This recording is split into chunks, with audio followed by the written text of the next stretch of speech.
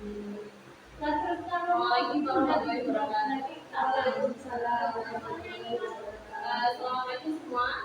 Jadi mungkin kita kesempatan pagi ini bisa berjumpa kembali. Sebelumnya saya mau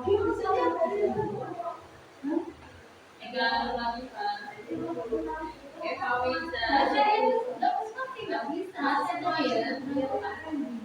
Alhamdulillah. Jadi sebelum kita mulai pelajaran pagi hari ini, alhamdulillah kita berdoa selamat untuk memulai pelajaran pada pagi hari ini agar segera bermanfaat untuk kita. Berdoa selesai. Besok itu besok sore itu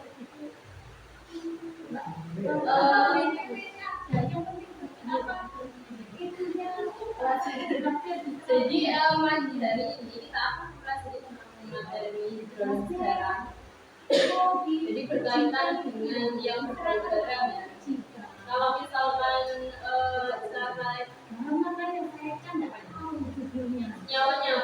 senyawa itu mestinya NaCl.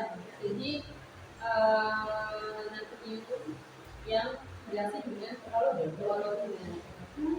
Terbentuklah garam. Jadi di sini coba dibaca Mbak Irma, pengertian hidrolisis.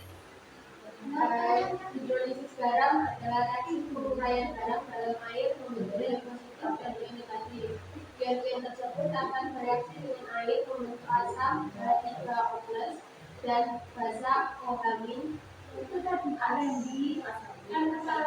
Jadi ada jadinya garam ini akan membentuk sebuah ion. Ion tersebut akan bereaksi dengan air yaitu asam dan juga basa. Jadi nanti ketika misalkan hidrolisis garam ini bisa mendeteksi adanya asam, basa, dan apakah dia itu bersifat netral. Dan nanti netral itu dia juga tidak asam dan juga dia itu tidak basa. Nah, setiap sifat-sifatnya antara pH larutan garam itu juga berbeda-beda tergantung.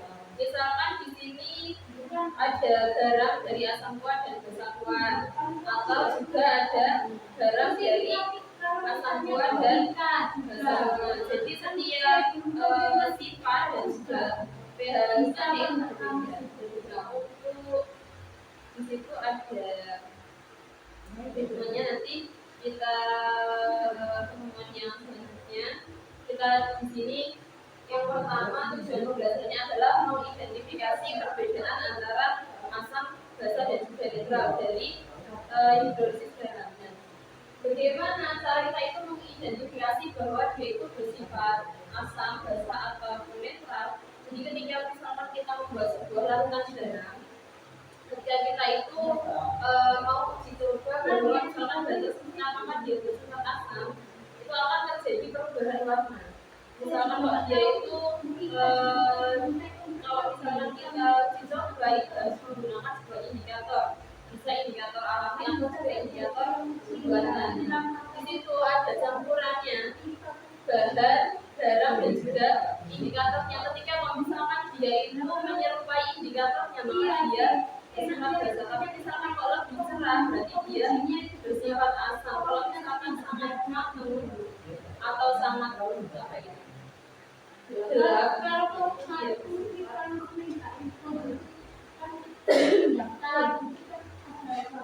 ada juga garam dari basa kuat dan asam lemah.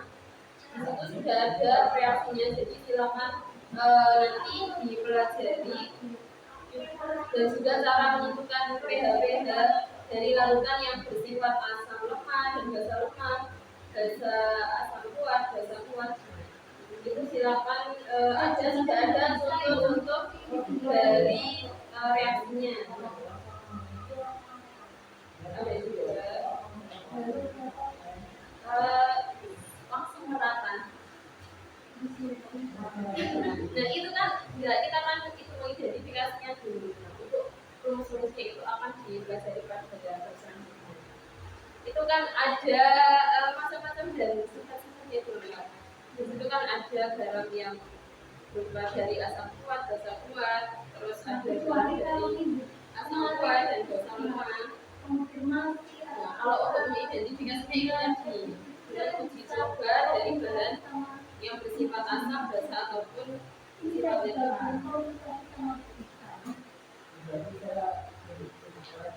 Kalau kita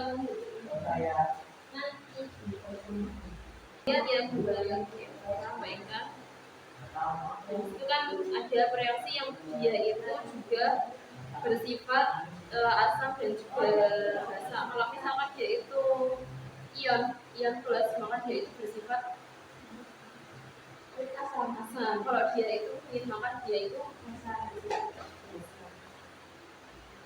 Dan selanjutnya kalau misalkan ada sifat asam dan basa. Nah kalau misalkan di sini itu sifat asam dan basanya itu ada rasanya asam dan juga pahit. Seperti yang sudah disebutkan di awal tadi, salah satu sifat asam dan basa yang paling dikenali adalah rasanya. Misalkan suatu makanan yang yaitu masam, maka itu dia bahan tersebut bersifat asam. Kalau misalkan itu pahit, maka bahwa indikator bahan tersebut bersifat basa. Untuk manfaat dan kegunaannya juga berbeda-beda. Kalau misalkan dia itu bersifat asam, maka dia itu berguna juga sebagai contohnya tadi seperti pembuatan keju. Terus misalkan untuk basa dia itu bisa membersihkan sesuatu. Contohnya seperti sabun, deterjen, dan lain sebagainya. Pokoknya dia berguna untuk membersih. Tetapi di lain manfaat juga, sama contoh basa itu juga memiliki kekurangan yang masing-masing. Terus memiliki sifat elektrolit. Jadi setiap zat yang bisa larut dalam air serta mampu menghantarkan arus listrik disebut dengan larutan elektrolit. Kalau misalkan dia larutan yang bisa menghantarkan listrik, maka dia bersifat elektrolit. Kalau misalkan larutan di sini larutan asam dan basa termasuk dalamnya. Karena ketika dilarutkan dalam air keduanya akan bersifat elektrolit. Ini bukan tentang materi elektrolit. Itu adalah sifatnya. Jadi memiliki sifat tersebut. Nah, ketika suatu zat dimasukkan ke dalam air lalu dia melepaskan ion H+, karena kalau misalkan asam kan tadi dia memiliki ion H+, kalau basa dia memiliki ion OH-. Sementara jika dia melepaskan ion tersebut zat memiliki sifat korosif. Karena itu lautan asam dapat bereaksi dengan marmer, logam, dan lain-lainnya. Nah, jenisnya yang sudah kita pelajari tadi atau kita sebutkan tadi, dan pH memiliki pH lautan yang berbeda. Kalau misalkan asam dia pH-nya kurang dari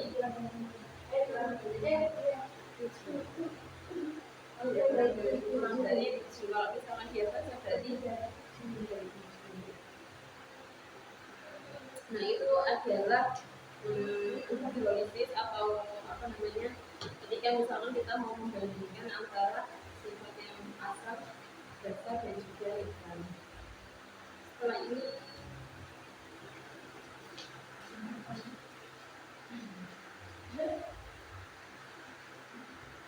nah sebelum kita lanjutkan apakah ada apakah tadi kan contoh-contoh yang diberikan soal asam pada makanan. Ya kalau mengetahui asam pada suatu benda itu apakah tadi? Contohnya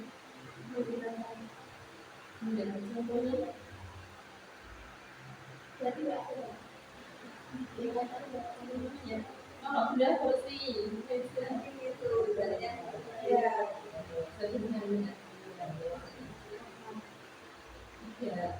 Jadi makanya tadi kalau misalkan untuk makanan bisa kita cicipi ya, dia kan tidak berbahaya. Jadi kalau misalkan rasanya itu masam, berarti dia itu akan bersifat asam. Tapi misalkan seperti yang Mbak tadi bilang kalau misalkan berbahaya gimana? Ya cara mengidentifikasinya dengan salah satunya bisa dengan indikator ambulan. Berdasarkan warnanya itu menggunakan atau yang menggunakan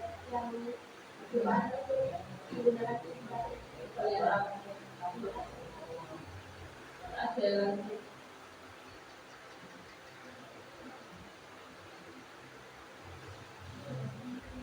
kalau netral itu sama ya, misalnya pedangnya sama dengan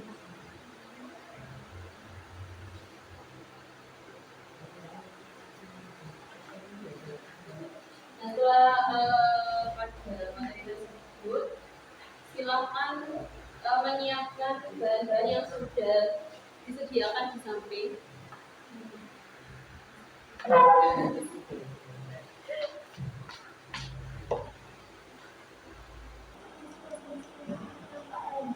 Nah, jadi percobaan kita mau buat indikator pribadi ya, karena kita tidak menggunakan indikator yang buatan, jadi kita buat sendiri.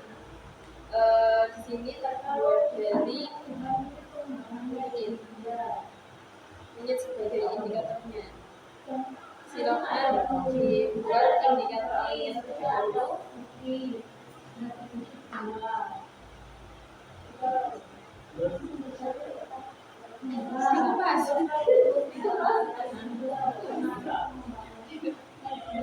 Senengannya 9.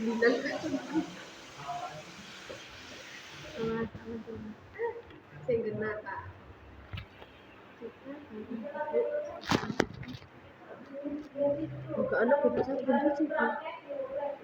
Kita bisa pakai itu sabun biasa.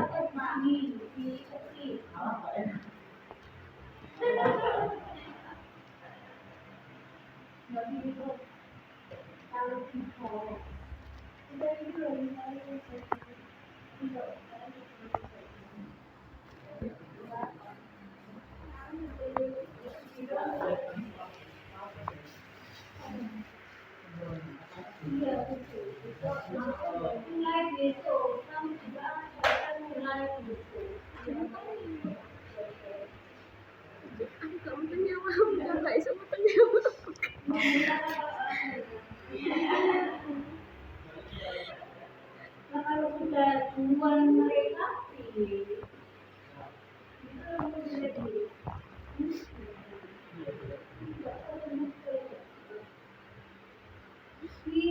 aslinya dia itu enak. Itu ada berapa?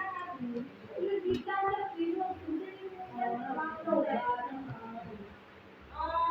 lebih itu bapak kursi yang ada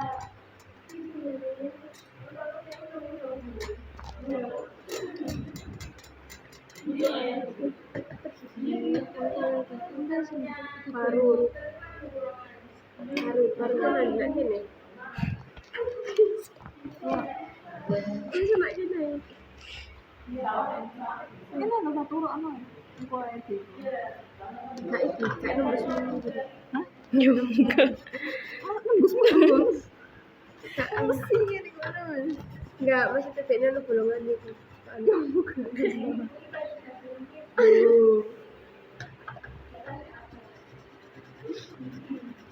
Iya, gimana? Terus yang kejisaring bikin gue balik.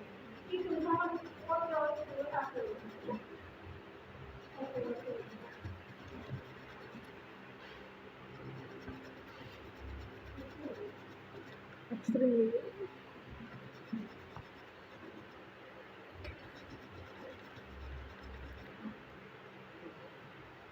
Kurang tapi kunyitnya kurang gitu ya, kurang.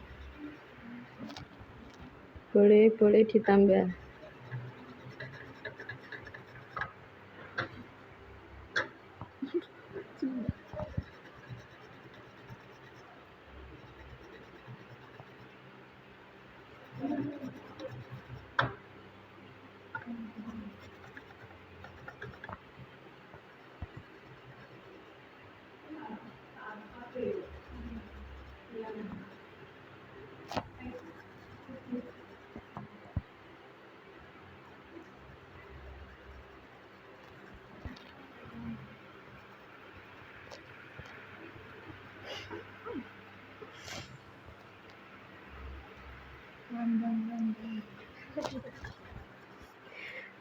Sampahnya ya, sampahnya.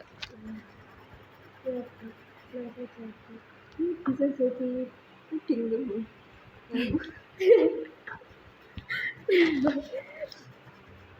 Bisa nanti dimanfaatkan yang lain, kita lakukan penelitian dulu ada zat apa, terus nanti misalkan kan rasa kunir kan dia kan segar ya, nanti kalau misalkan tidak bisa dibuat makanan ya dibuat lainnya.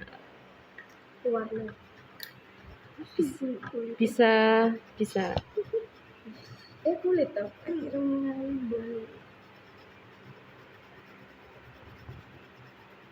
segar kulit timbokon kayak puding kan.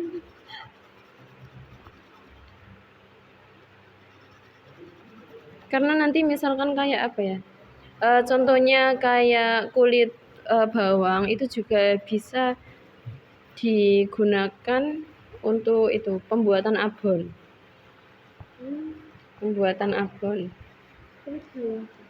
Kulit bawang. Kalau kulit semangka juga bisa, itu bawang merah. Abon namanya, ada produknya itu abon lele itu. Abon lele tapi itu bawang. Iya, beneran. Abon lele tapi dari bawang. Itu Mbak, apa namanya? Singkatan gitu loh. Singkatan. Jadi dia itu apa namanya? Kulitnya itu dari kulit bawang merah tadi. Tapi entah kan ada pencampuran kan. Nah, itu singkatannya makanya disingkat abon lele. Bukan dari lele. Ya, kalau orang umum kan mesti mikirnya mereknya abon lele tapi kok. Nah, biar penasaran makanya biar laku.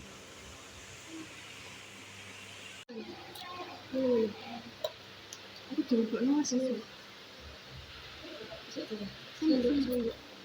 Ini kayaknya udah.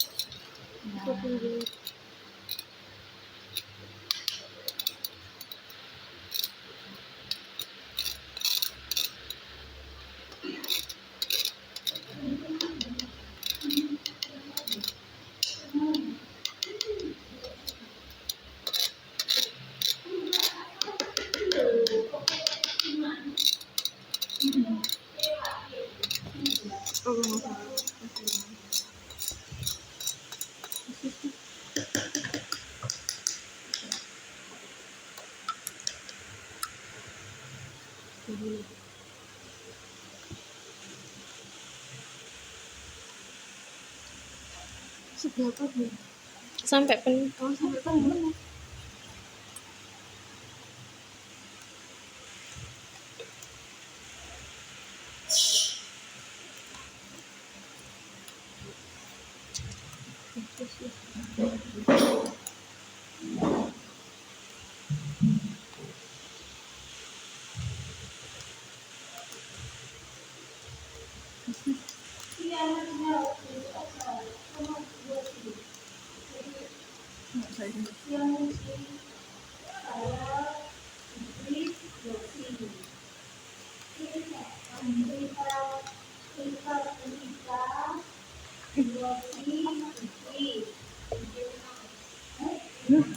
Sudah. Mau gimana ini? Itu loh plastik.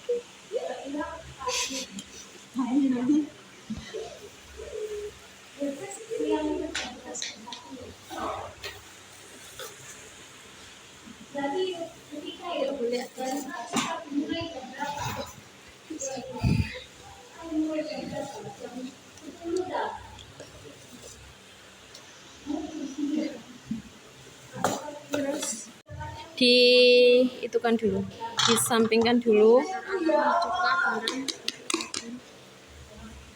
Dikasih air masing-masing.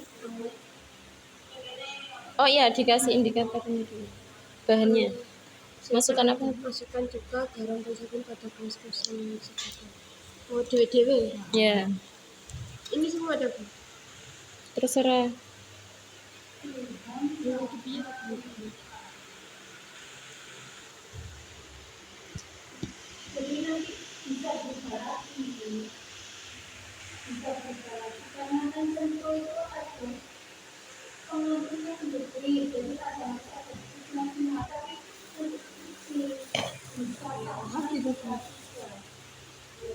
Cukanya lagi Bu. Sudah cukup.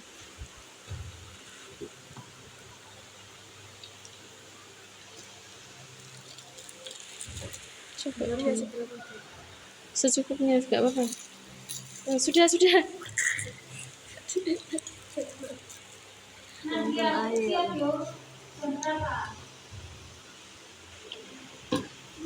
Masukkan air. Apa itu? Cukupnya gelas kabel. Secukupnya aduk masing-masing larutan. Kalau takarannya? Kalau takarannya Nggak ada. gurunya Sendok. diijukkan dulu dong. Diizinkan.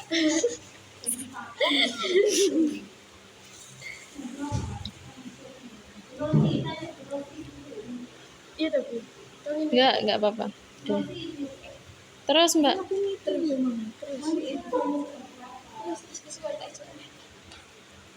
Nah, uduk. Terus sendok itu kamu.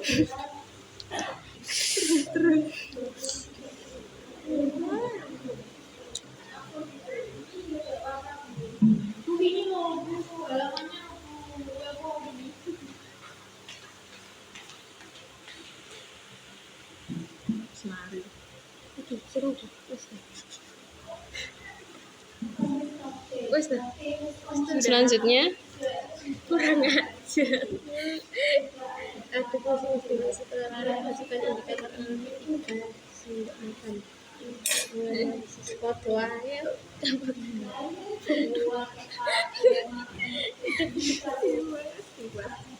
Tiga sendok ya.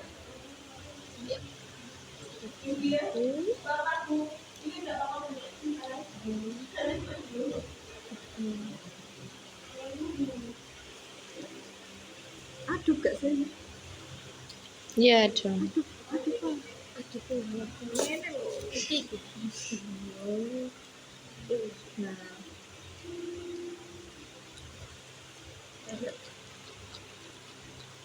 Pekat ini. Berarti basah.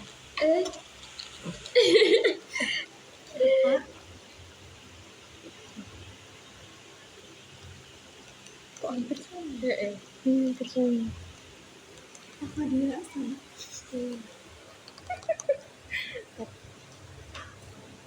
Tapi luwe Pekat iki. Kuningan sing lebih ke warna indikatornya.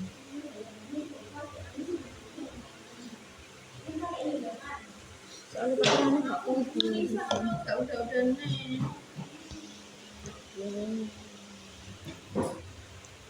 Berarti bahasa asal. Ini ya, dia kan lebih menyerupai indikator alaminya. Jadi kalau misalkan lebih mendekati itu netral dia. Sudah bisa itu ya, sudah bisa Nah, di sini kita sudah ada 3 larutan. Ini bisa dibuat sesuka. Biasanya ini asam. Di sini ada 3. Ini tadi dari apa?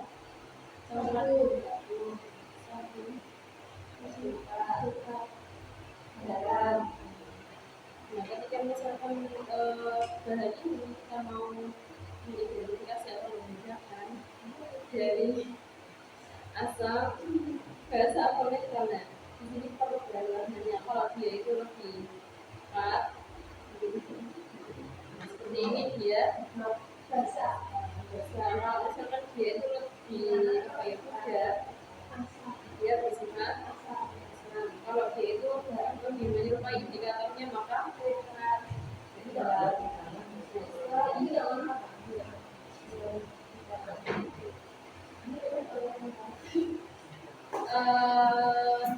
selain kita praktek dan juga menghasilkan indikator sendiri, silakan kerjakan analisis praktikum.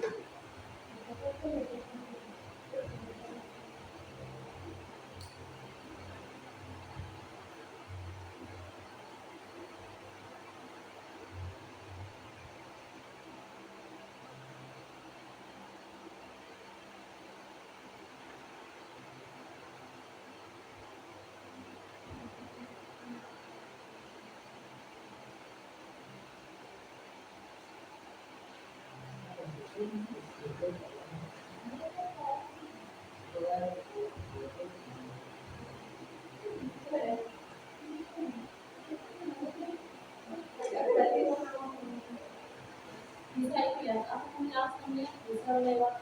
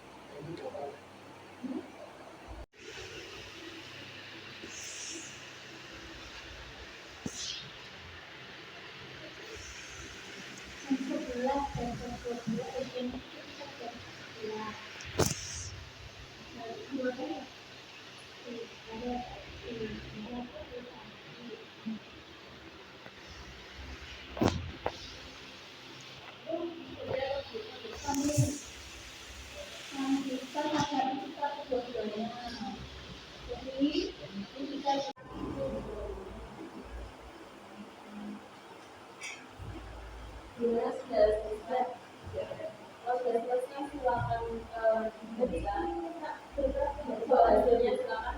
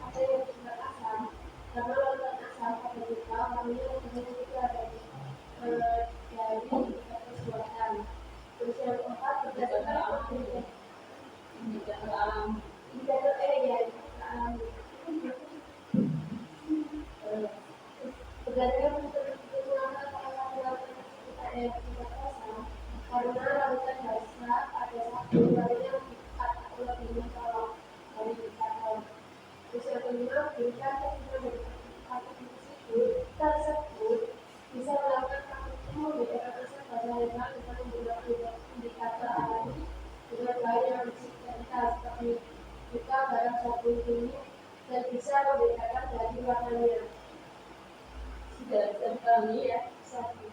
Apakah ada yang menanyakan? Kalau tidak ada, mungkin silakan dibuat lebih lanjut tentang reaksi garam. Untuk pertemuan kali ini berarti sudah ada misalnya mau sudah selesai, silakan untuk dibikin juga. Untuk menutup pembelajaran pada pagi hari ini atau siang hari ini, kita berdoa bersama.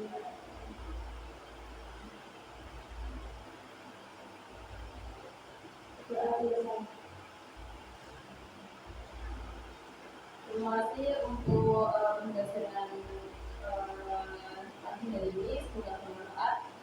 Wassalamualaikum warahmatullahi wabarakatuh. Waalaikumsalam.